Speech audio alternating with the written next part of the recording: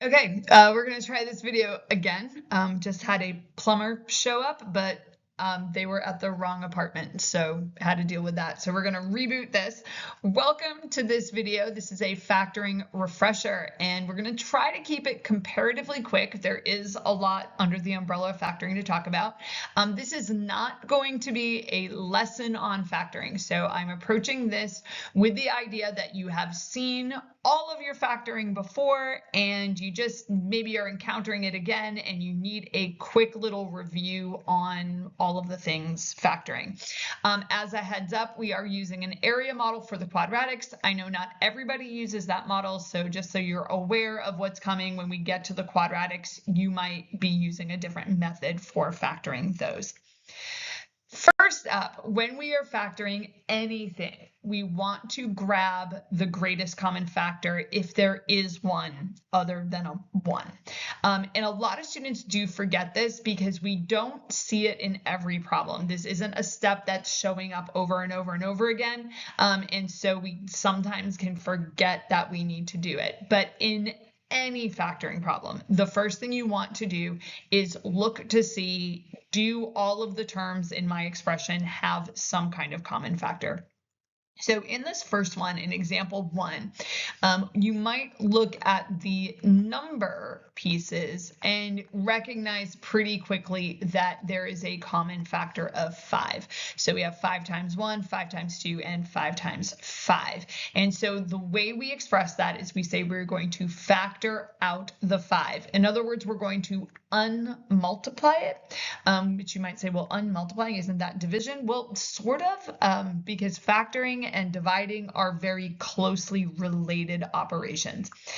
So what we do is we place that 5 on the outside and we think to ourselves, okay, well, 5 times what would have given me the 5x squared? And that would be x squared.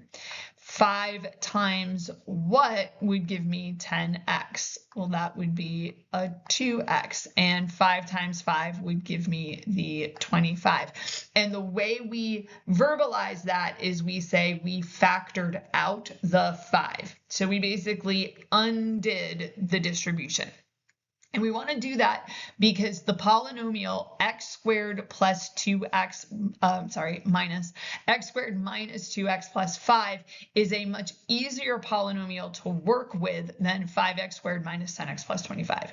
Now, what some students will forget is that we can also factor out the x's, or the variables. Our common factors are not restricted to just being numbers. So this second one is going to have us look at the number part and also the variable part. And one strategy that I show my students, and this is not a practical strategy to do all the time, but it is useful when you're first starting out, is to get the prime factorization. So we have like 2 times 2, that came from the 4, and then we have 3 x's, and then we have a minus 2, and then x squared.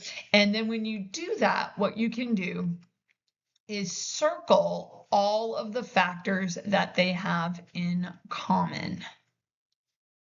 Okay, and when you look at everything that's circled, that's going to give you your greatest common factor. So in this example, like 2 is a common factor, but it is not the greatest common factor. So I can see that I have a common factor of 2, but there's more than just the 2. So that would be a common factor, but we haven't gotten the greatest common factor. So the greatest common factor would be 2 times x, which would be 2x squared. And what is left is whatever did not get circled, like whatever wasn't in common. So 2 and x leaves me with a 2x. And then this can sometimes get tricky because if you circle everything, then you might be tempted to say, oh, well, there is nothing left there, but there is something, because everything has that factor of 1. So you could have done 2 times x times 1. And now we don't have the 1 circled there. Okay, and you can check your GCF factoring anytime by multiplying it through. So I could check this by saying 2x squared times 2x is 4x to the third, and 2x squared times 1 gives me 2x squared. Okay, now for quadratics, I use, when I teach this, an area model. This is where there's a lot of different ways you can teach this. So you can teach it by factoring by grouping, or there's strategies called like slide and divide, or a lot of teachers that I work with are kind of in favor of what we would call like a guess and check, where you just kind of have to look at it and do the reasoning in your head without a visual. I do not make my students do that. So with the area model on this, we model the polynomial as a rectangle. And if I can remember, I will link a video up here for you if you want to go check out like a full lesson on that, but it is in chunks, so I'll try to remember to do that. The upper left is going to be 3x squared, and the lower right is the -8. And now it's going to kind of dovetail with many other methods of factoring, where we take our a value and our c value and we multiply those together. So 3 times -8 gives me -24. And now I factor the -24 to see if I can find something, a pair of factors that's going to add up to that +10. And all my factors are 24. I've got 1 times 24, I have 2 times 12, I have 3 times 8, and I have 4 times 6. And this is one where you want to be careful, because we have 2 possibilities for getting a 10. I could have a -2 and a +12. -2 plus +12 would give me a +10, or I could have a +4 and a +6, which would also add up to give me 10. So how do you decide which one of those you need? Well, we've got to go back and look and see what do they have to multiply to.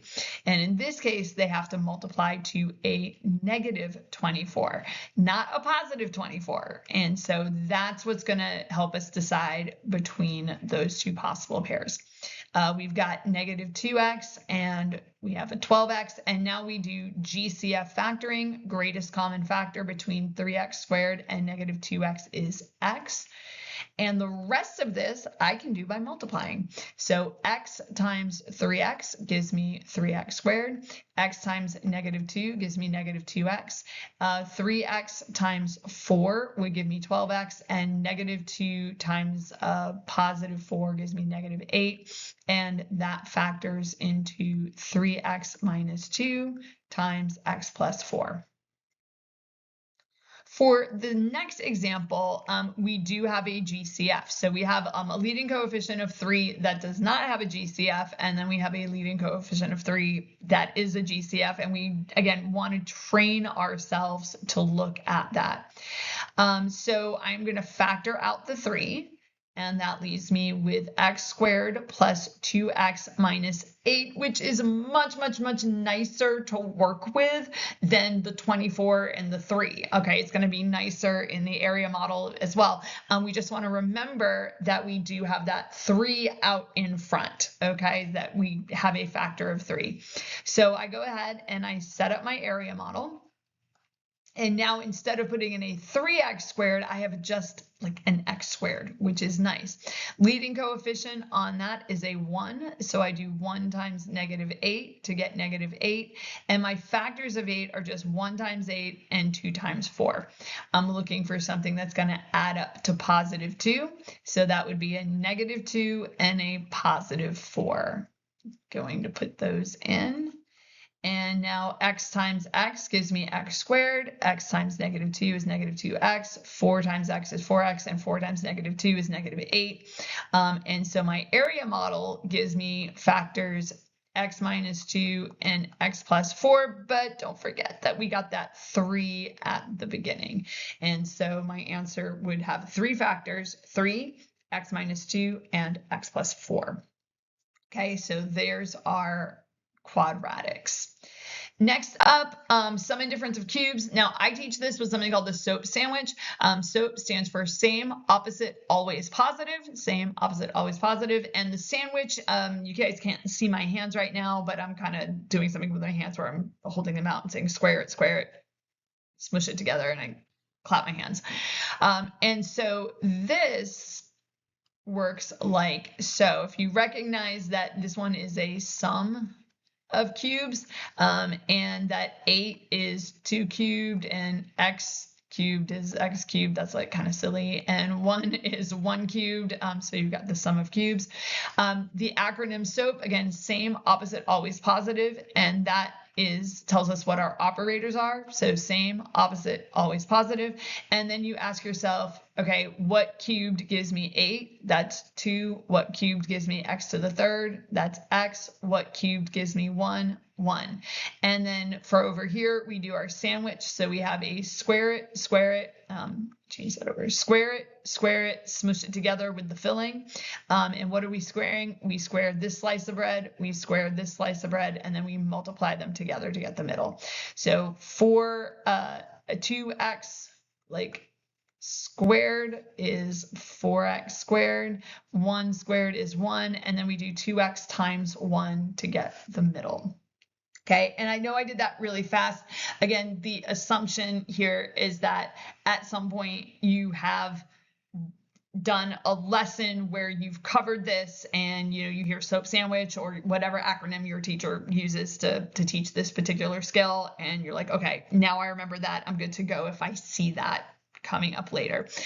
Because I can't link more than one video inside of the video itself, what I'll do is I will link my lesson to this in the description box. I'll try to link all of the individual lessons in the description box, so you can check those out if you want something more than a refresher. Okay, you want the explanation for it.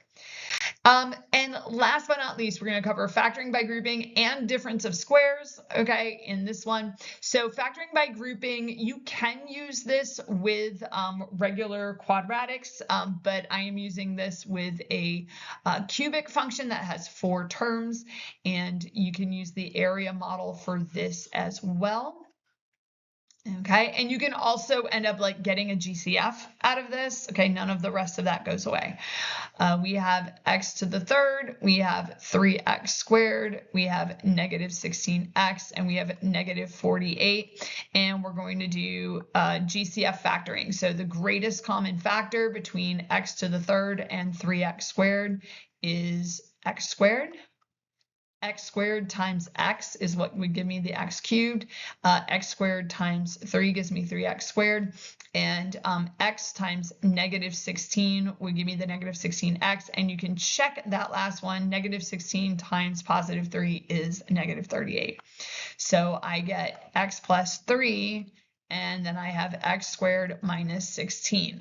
But this right here is what we call the difference of squares. It takes the form a squared minus b squared.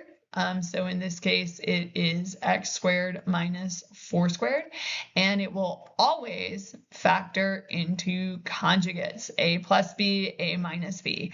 So this is factored, but it is not completely factored because we are able to factor that. That's going to factor into x plus 4, x minus 4.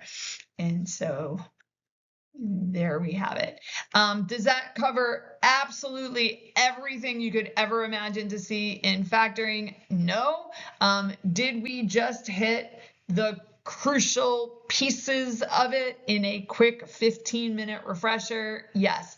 And again, I will try to go through and find all of the videos that I've recorded in the past that dive deep into all of these and link these in the description box for you. Hope this helps and that you are refreshed to move on to the next topic.